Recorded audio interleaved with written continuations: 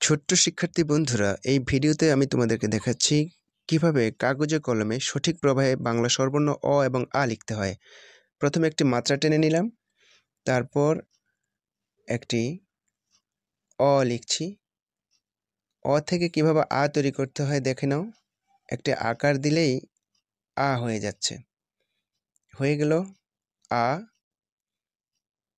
তোমাদের দেখার সুবিধার্থে আরেকবার আমি লিখছি।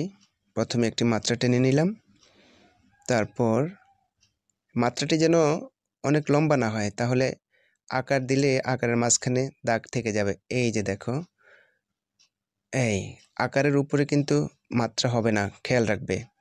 এরকম আরও ভিডিও পেতে আমার ফেসবুক পেজটি ফলো দিয়ে রাখতে পারেন এবং আমার ইউটিউব চ্যানেলটি সাবস্ক্রাইব করে রাখতে পারেন। সবাইকে ধন্যবাদ।